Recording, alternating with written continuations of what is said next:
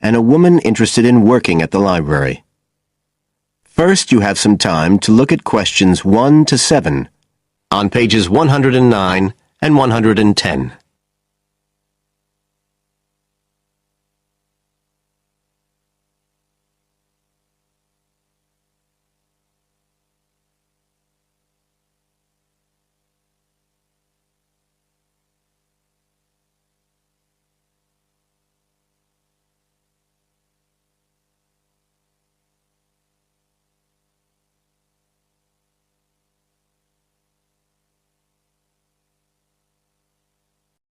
Now we shall begin. You should answer the questions as you listen, because you will not hear the recording a second time. Listen carefully and answer questions 1 to 7. I'm interested in doing some work for the library. Are you the person to speak to? Yes. Right. Well, what sort of work are you interested in? Well, I've just come to live here in Australia. I don't want a full-time job until my children have settled down, but I really need to get out of the house a bit. And I heard you need voluntary workers for various projects. Right. But I don't know if I have the right skills. Well, we do provide training. Oh! We always include an orientation to the library, together with emergency procedures. That's fire regulations, emergency exits, first aid so you can cope with accidents or sudden illness. Things like that which are necessary for anyone who's working with the public. Then we give specialist training for particular projects, like using our database system. I do have quite good computer skills, in fact. Oh, great. Is there any sort of dress requirement? Well, all staff have to wear a name badge, so they can be identified if they go outside the staff-only areas. But apart from that, there aren't many regulations. We ask you to sign in and sign out for insurance purposes, but that's all. How about transport? Do you live locally? Well, not too far away. I'm at Porpoise Beach. My husband needs a car during the day, but it's only about 20 minutes on the bus. In fact, we can reimburse part of your travel expenses in that case. Oh! Would that be the same if I came by car? No, because parking is such a problem here. One thing we are looking for, though, is someone who can drive a minibus. No problem. So, do the projects involve going outside the library? Some, yes, but not all. We've just finished one which involved working with photographs taken of the area 50 or 100 years ago. It basically involved what we call encapsulation. Putting them in some sort of covers to keep them safe? Exactly. It's time-consuming work, and we were very grateful to have help with it. Then, sometime next year, we're hoping to begin working on an initiative involving the sorting and labelling of objects relating to local history. We'll be needing help with the cataloguing. Well, I'd definitely be interested. How about at present? Well, we have a small team who work to support those who are unable to read. Working with the blind? Yes, or other groups who have reading difficulties. We provide volunteers with equipment so that they can take books home with them and read them aloud onto CDs. We're gradually building up a collection that can be lent to those who need them. I can see it would be useful, but I'd really like to do some sort of work where I can get the chance to meet people.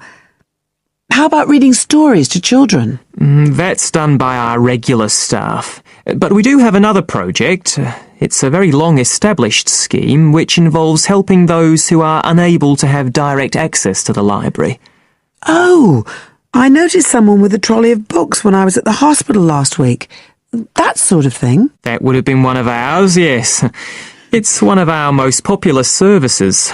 Lots of people who wouldn't dream of going to the library normally, when they're at home, borrow a book when the trolley comes round the ward. I can imagine. Yes, I'd definitely be interested in that. Right, so how do I enrol? Well, we do ask all volunteers to commit themselves to a regular period each week. I could probably do 5 or 6 hours. Oh, be careful not to take on too much. But we do need someone for a couple of afternoons, from 2 to 4, so 4 hours altogether. That sounds fine. Before you hear the rest of the conversation, you have some time to look at questions 8 to 10 on page 110.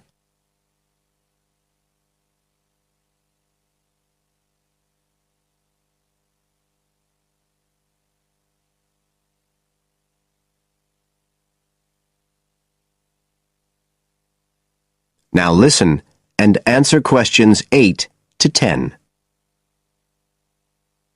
Right, so here's the application form. It asks the usual questions, name and address and telephone number. You also need to fill in details of who we should get in touch with in case of any accident or problem like that. We do need to have that filled in. And there's a space for date of birth, but that's only if you're over 75, so we won't worry about that. No. Oh, it asks for qualifications. Do I need to provide certificates? They're not necessary. We'll need the names of 2 referees, not relatives or family members, obviously. What else? Signature of parent or guardian. That won't be necessary, as I assume you're over 18. Yes. What's this? It says civil conviction check. That's a document we have to provide by law for those working on projects involving children, so we won't need it in your case. But you will need to sign this separate document. That's a copy of commitment. It's basically an agreement to work according to the library guidelines. So, if you'd like to fill this all in, you can do it here or take it home, whichever you prefer. I'll take it home if that's okay. Right, well, thank you for your time. That is the end of section 1. You now have half a minute to check your answers.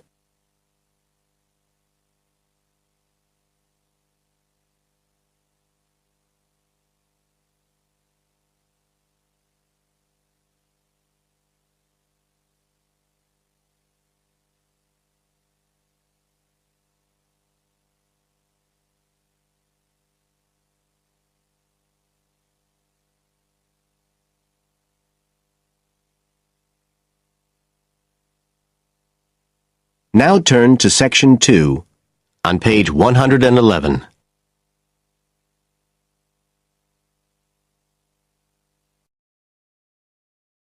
Section 2. You will hear part of a local radio program about fighting air pollution in Canadian towns. First, you have some time to look at questions 11 to 14 on page 111.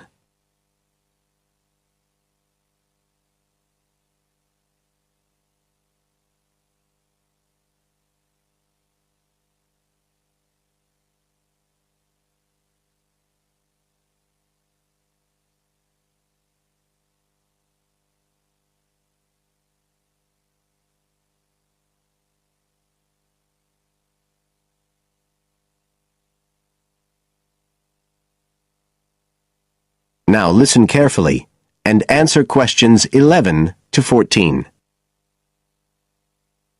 Good morning, folks, and welcome to the information roundup on your own local radio station. This is Larry Knowles talking to you this morning on Tuesday, the 25th of May. And the first item coming up is a reminder to you all out there about Canadian Clean Air Day, which is on June 6th. In case you weren't around for the last one, this is a chance for Canadians everywhere to focus on the problems of air pollution and to actually try to do something to help reduce the problem. How many Canadians do you think die annually because of air pollution? 2,000? 3,000? Well, the rate is a staggering 5,000, and it's likely to grow unless we do something. And it's this concern with your health that's the driving force behind the government campaign that is sponsoring Clean Air Day. So what causes air pollution in the first place? Well, the transportation sector accounts for 27% of all greenhouse gases produced in Canada. It's also the biggest source of that thick, polluted air from traffic fumes that we call smog. And it's the tiny particles in ground-level ozone in smog that are the main causes of health problems and even deaths across the country. Of course, it's worse in the big cities, but researchers have only recently realized that all you need are low levels of air pollution to seriously damage your health, so we're all at risk. You now have some time to look at questions 15 to 20 on page 111.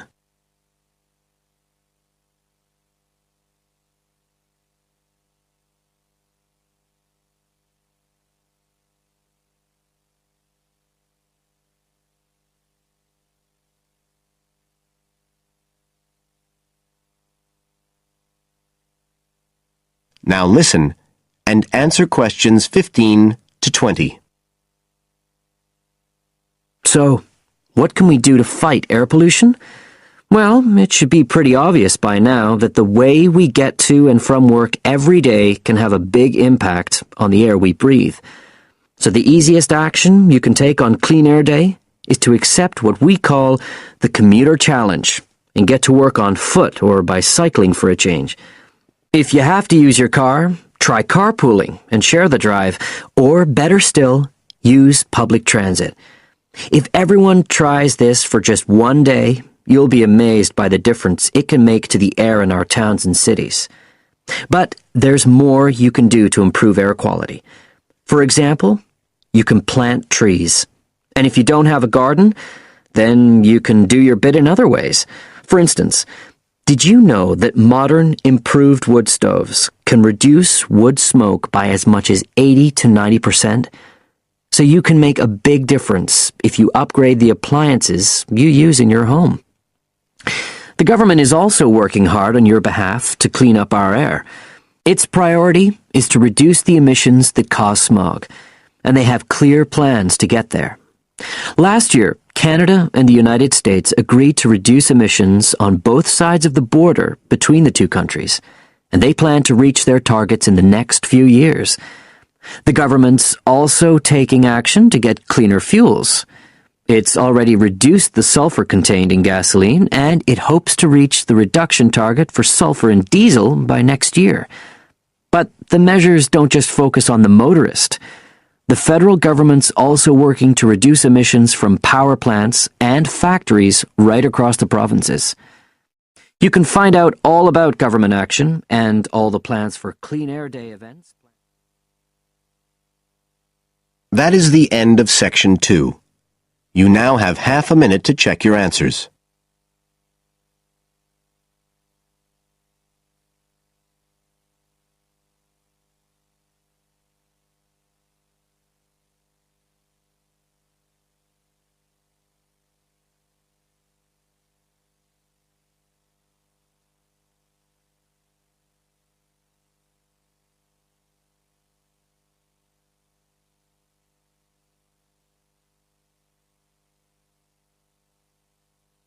Now turn to section 3.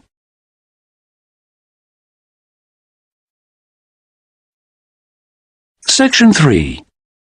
You'll hear Melanie, a student, talking to one of her lecturers about her studies. First, you have some time to look at questions 21 to 27.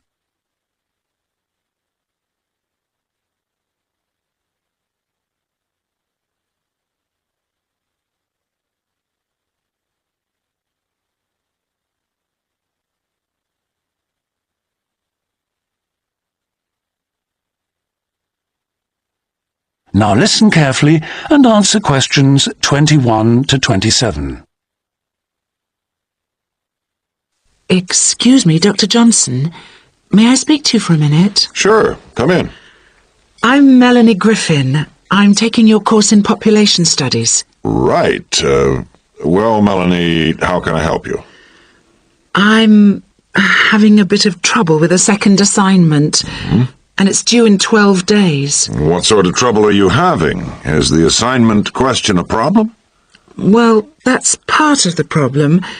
I've been having trouble getting hold of the books. I've been to the library several times and all the books are out. Sounds like you should have started borrowing books a bit earlier. Well, I had a really big assignment due in for another course and I've been spending all my time on that, and I thought... You might get an extension of time to finish your assignment for me? If that's possible, but I don't know... Well, yes, it is possible, but extensions are normally given only for medical or compassionate reasons. Otherwise, it's really a question of organizing your study, and we don't like giving extensions to students who simply didn't plan their work properly. What did you get for your first assignment? I got 87%. Yes, you did very well, indeed.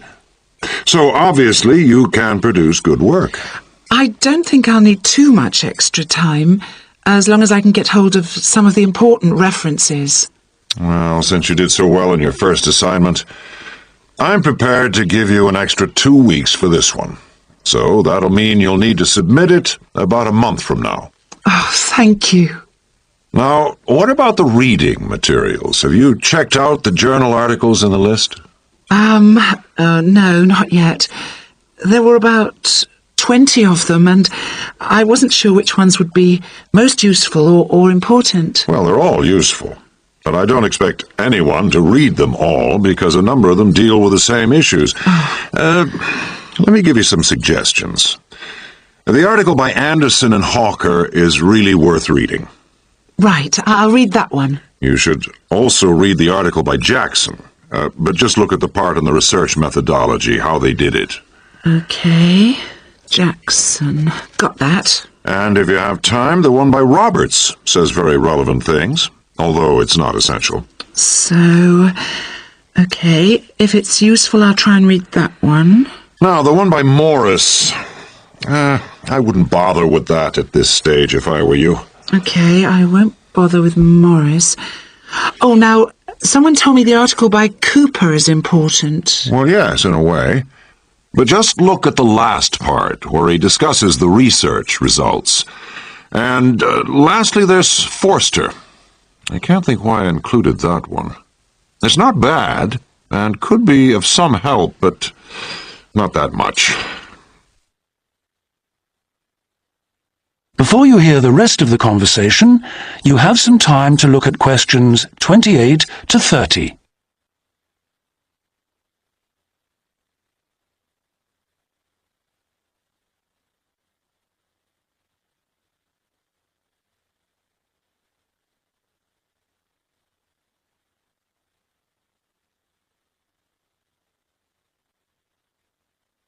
Now listen and answer questions 28 to 30. Now, let's deal with the assignment question.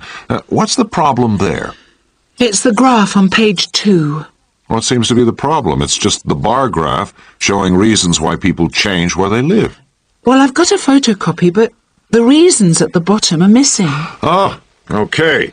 Look at the first bar on the graph. Now, that indicates the number of people who move because they want more space. Oh, I see. Bar 1. Okay. Now, what about the next bar? Bar 2 is to do with the people living nearby, disturbing them. So they chose to move away to somewhere quieter. Now let's look at bar number 3. Another reason people change their place of living is because they want to be closer to the city. Okay. Proximity to the city is an issue. Now, bar number 4 refers to problems when the owner of the property won't help fix things that go wrong. In other words, the owner is not helpful, and so the tenants move out. Okay. Now, what about bar 5? Bar 5 is about those people who move because they need a bus or train to get them into the city or to go to work. Okay. And bar 6? Bar number 6 is interesting. That reason was given quite a lot. People moving because they wanted to be in a more attractive neighborhood. Oh, yes. Thank you very much. That is the end of section 3. You now have half a minute to check your answers.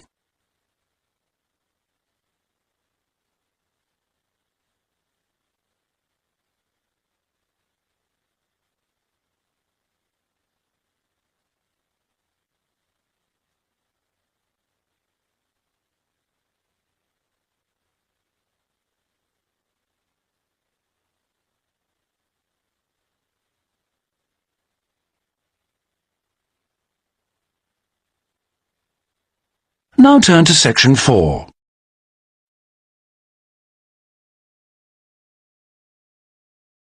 Section 4. You'll hear a talk on the subject of the urban landscape. First, you have some time to look at questions 31 to 40.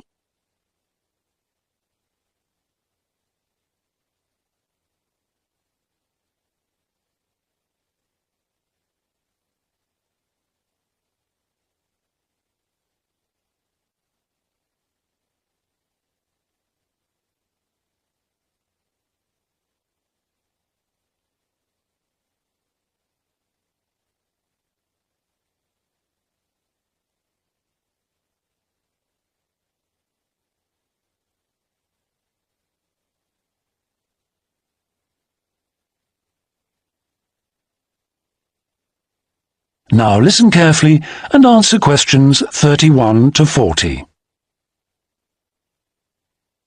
Good day, ladies and gentlemen. I have been asked today to talk to you about the urban landscape. There are two major areas that I will focus on in my talk: how vegetation can have a significant effect on urban climate, and how we can better plan our cities using trees to provide a more comfortable environment for us to live in.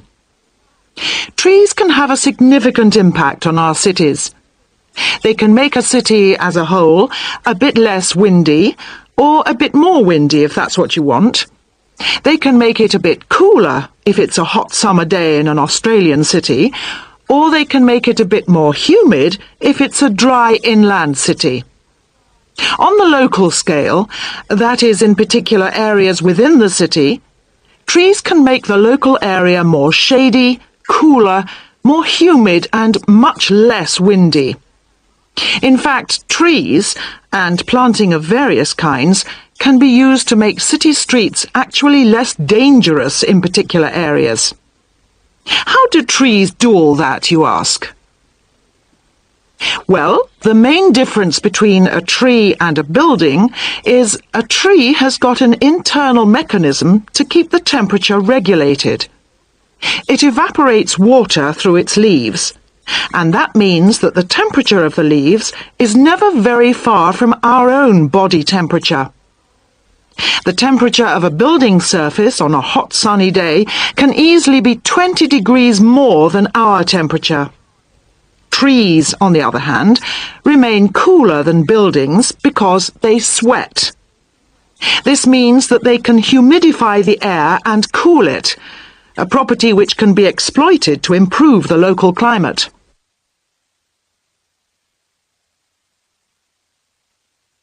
Trees can also help break the force of winds. The reason that high buildings make it windier at ground level is that as the wind goes higher and higher, it goes faster and faster. When the wind hits the building, it has to go somewhere.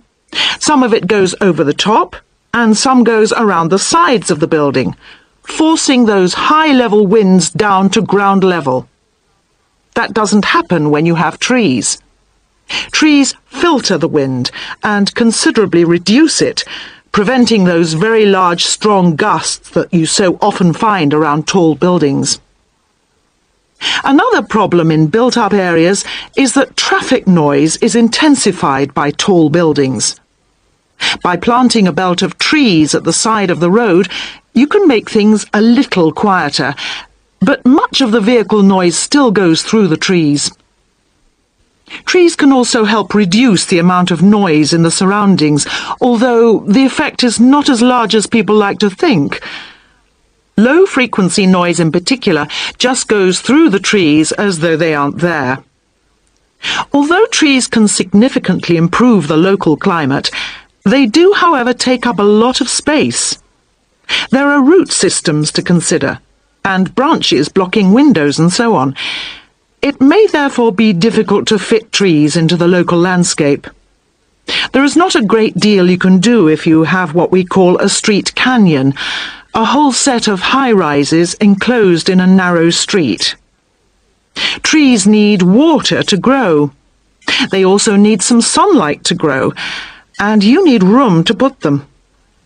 If you have the chance of knocking buildings down and replacing them, then suddenly you can start looking at different ways to design the streets and to introduce tree planting. That is the end of section 4. You now have half a minute to check your answers.